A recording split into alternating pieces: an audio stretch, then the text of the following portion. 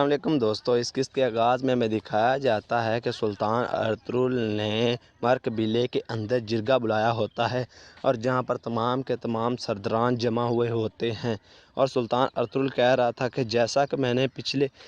کچھ دنوں پہلے میں نے کہا تھا کہ جب ہم فتح حاصل کر لیں گے تو اس وقت میں اپنے جانشین کا انتخاب کروں گا، اعلان کروں گا اور بتاؤں گا کہ میرا اگلا جانشین کون ہوگا۔ اور سلطان کہتا ہے کہ میں سلجوق ریاست کا سلطان ہونے کے ناطے میں اپنا جو سربراہ اور جو اگلا سلطان ہوگا اس کا نام منتخب کرنے جا رہا ہوں، اور میں سب سے امید کرتا ہوں جو یہاں پر لوگ بیٹھے ہیں ان سب سے امید کرتا ہوں کہ وہ اس کی اطاعت کریں گے اور اس کے فرما بردار بن کر رہیں گے اور اس کا حکم مانیں گے۔ اور پھر سلطان ارطغرل کہتا ہے کہ میں مرک بیلے کا سردار چاوری صاحب کے بیٹا الپرسلان جو ہمارا اگلا جانشین ہوگا، ہمارا اگلا سلطان ہوگا، یہ سنتے ساتھ ہی سلیمان اور وہاں پر موجود انال صاحب کے چہرے پر بہت زیادہ غصہ آ جاتا ہے اور وہ حیران و پریشان ہو جاتے ہیں، جبکہ چاوری صاحب یہ سن کر بہت زیادہ خوش ہو جاتا ہے۔ اور الپرسلان کہتا ہے کہ میرے سلطان، یہ آپ نے میرے لیے بہت ہی میری اعزاز کی بات ہے میرے لیے کہ آپ نے مجھے اس لائق سمجھا اور مجھے اگلا سربراہ چنا، لیکن میں آپ سے ایک بات کرنا چاہتا ہوں کہ آپ کو ایک اور وارث چننا ہوگا، ایک اور کو منتخب کرنا ہوگا۔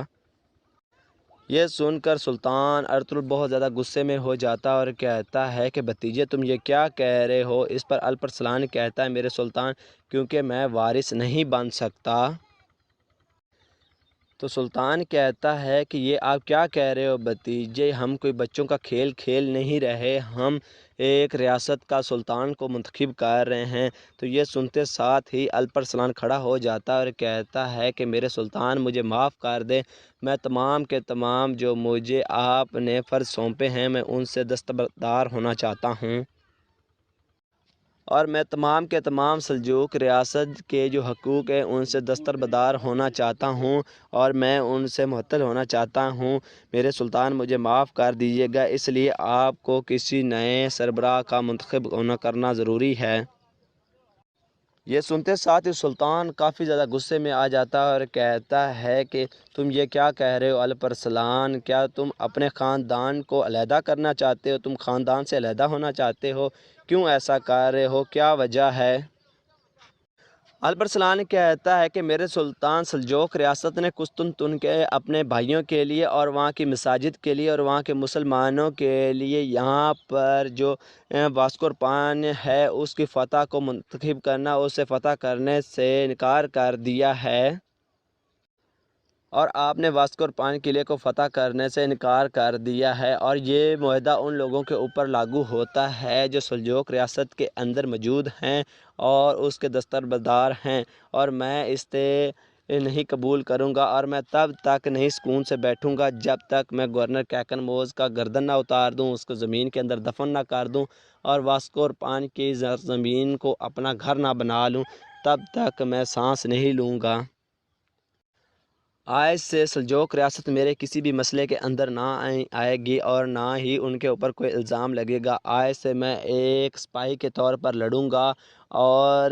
میں اپنے سلطان سے ایک ہی درخواست کروں گا کہ مجھے اپنے خاندان سے علیحدہ ہونے کی اجازت دے دیں۔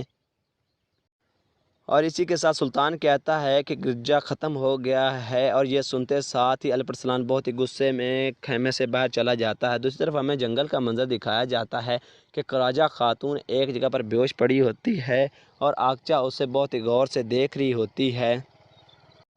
اور اسی دوران آگچہ خاتون دیکھتی ہے کہ وہاں پر کچھ سپاہی آ رہے ہوتے ہیں اور وہ وہاں سے بھاگ جاتی ہے۔ پھر کمانڈر کیکن موز کو دکھایا جاتا ہے جو الباگوت سے کہہ رہا ہوتا ہے کہ الباگوت تم نے اپنی وفاداری دکھا دی ہے، اور ایسے کوئی ہی سپاہی ہوتے ہیں جو اپنی وفاداری ثابت کرتے ہیں۔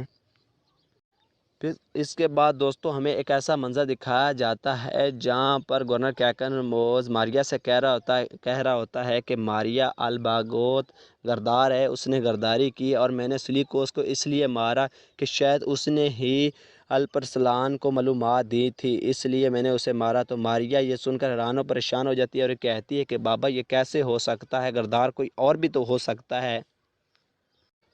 تو گورنر کہتا ہے کہ پتہ نہیں اس جنگلی کو یہ کیسے گھات کے بارے میں معلوم ہوا اور اس نے کس طرح اس گھات سے بچنے کی کوشش کی۔ تو اس پر آغچہ خاتون یعنی کہ ماریہ کہتی ہے کہ بابا پتہ نہیں اس جنگلی کو کس طرح سے ان معلومات کا پتہ چل جاتا ہے۔ ماریہ کہتی ہے کہ بابا الباگوت بالکل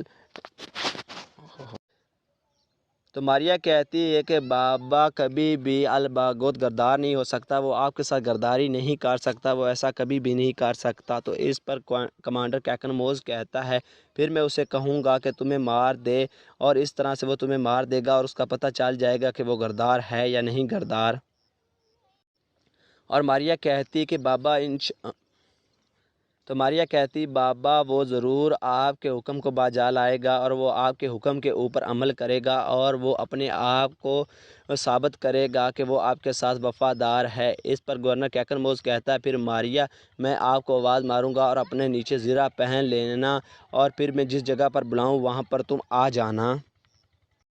پھر اس کے بعد خیال ختم ہو جاتا ہے اور گورنر کیکن موز کہہ رہا ہوتا ہے کہ الباگوت مجھے پتا تھا کہ تم ایسا ہی کرو گے، اور جب میں نے یہ سارا پلان کیا تھا تو اس دفعہ میں نے ماریہ کو کہا تھا کہ نیچے زرہ پہن لے، اور آپ نے بالکل ویسا ہی کیا جیسے میں نے آپ کو بولا تھا، اور میں بہت ہی خوش قسمت ہوں کہ مجھے آپ جیسا ایک ناڈر، بہادر اور وفادار سپاہی ملا ہے، اور بہت ہی اچھا سپاہی ملا ہے۔ اس کے بعد وہ وہاں سے چلے جاتے ہیں۔ پھر ہمیں عائشہ خاتون کو دکھایا جاتا ہے جو کچھ ہی دیر بعد ہوش میں آ جاتی ہے، اور پھر اس کی آنکھ کھلتی ہے اور پھر وہاں سے اٹھ کر چلی جاتی ہے۔ اس کے بعد وہ وہاں سے چلی جاتی ہے اس کے بعد وہ وہاں سے چلا جاتا ہے گورنر کیکن موز وہاں سے چلا جاتا ہے اور الباگوت ماریہ کے پاس آتا ہے اور ماریہ سے کہتا ہے کہ مجھے بہت زیادہ ڈر تھا کہ کہیں میرا نشانہ چونک ہی نہ جائے اور آپ کی موت ہی نہ ہو جائے۔ تو اس پر ماریہ کہتی ہے کہ مجھے آپ کے اوپر الباگوت بہت زیادہ بھروسہ تھا، اور مجھے آپ نے بتایا تھا ایک دن کسی نہ کسی دن وہ ہمارا امتحان لے سکتا ہے، اور ہمیں اس امتحان کے لیے بالکل تیار رہنا ہوگا۔ اور اس پر ماریہ کہتی ہے کہ الباگوت تم بالکل درست کہہ رہے تھے، تم ٹھیک تھے۔ اس کے بعد وہ دونوں وہاں سے آگے بڑھ جاتے ہیں، وہاں سے چلے جاتے ہیں۔